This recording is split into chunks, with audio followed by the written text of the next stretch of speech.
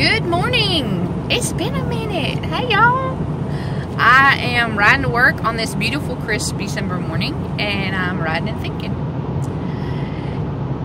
And I've recently, it's been a minute because I've had a few little medical issues, had a little bum leg I've had to deal with, so appreciate the prayers and all that. But I've had a little incident recently, and it's kind of called to mind an old wound, I guess is the best way to put it. What I'm talking about is, let's say that you have dried snot on your face and you're walking around in public. You don't know it's there. Would you want me to tell you? Would you tell someone else? And I've had to come to realize that you tell the people that you care about things. But if you're not real close with that person or whatever, you won't tell them. If it's your child, you'll just reach out and just clean the face off. That child is yours, and you're very close to that person. If it's your husband, you'll do the same thing. If it's your best friend or a good friend, you'll tell them it's there. And then if you don't really know them, you won't say anything. And I feel that's pretty much true for most of us. On the other hand, would you want me to? If I was your mother, of course I'd reach out and wipe your face, clean your face. If I was your spouse or a very close friend, you'd want me to tell you. But if you were the one with the offending mark on your face and we weren't close, would you still want me to tell you? That's kind of where I'm at right now. I get called mean a lot of times because I'm blunt and I'm honest. It saves time. It saves time. It saves confusion. There's no guesswork in it. If you just tell the truth, tell it straight out, tell people what you think and how you feel. Not necessarily being rude, just being honest. If it's your very close person, then they tend to hopefully appreciate what you're doing. Some of them still get offended, but I mean, it is what it is. But you don't do it out of malice. You do it out of love. If you do it out of love. If you do it out of malice, then I'm not talking to you. Those that genuinely care for someone. Okay, so, all that to say, would you want me to tell you that something was going on? Of course you would. You don't want to run around with just blood on your face. You want to know. You want to present your best face. You want to look your best. You don't want something to be happening that you don't know about. That's common sense, right? You would think it was anyway. But yet, some ones that I will tell and be honest with, get highly offended and think that I'm a mean person because I stopped them and told them, hey, such and such is going on. And I've come to realize that just means a very simple thing. I care more about that person than they care about me. And there's nothing wrong with that. I mean, Jesus cared a whole lot more about us than we tend to care about him. And that's the honest truth. And all of us, we all, get sidetracked and we all get petty and everything else. Jesus never did. He was singularly focused on our salvation. Every step of his journey, every step of his ministry, every word out of his mouth, everything he did was focused on getting to our salvation.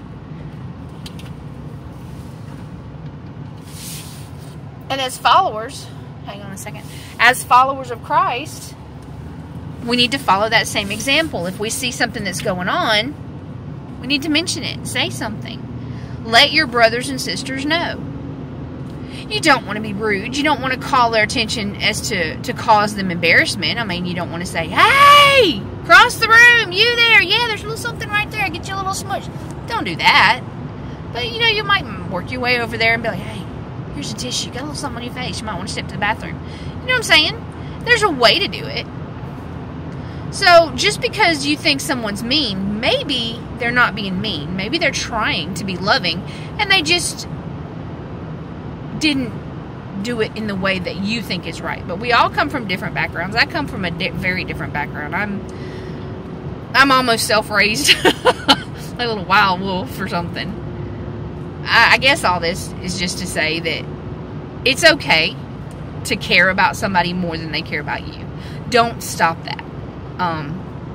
My problem has stemmed from, I would tell somebody something, not necessarily as, as trivial as you have something on your face, but I would tell somebody something, trying to be loving, trying to be encouraging, but wanting to correct skewed thinking, because I've done a lot of research in areas, and if I don't know anything about it, I'm not going to say anything, or if I don't know, I'll tell you I don't know.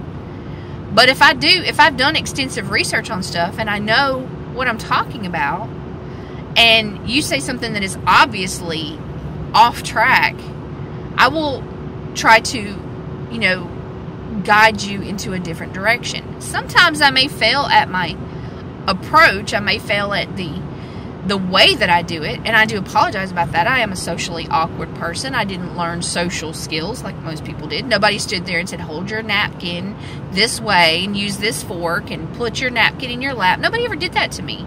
It was sit down, eat, and get up and go and do it again. Those were the extent of my table manners. Sit down, eat.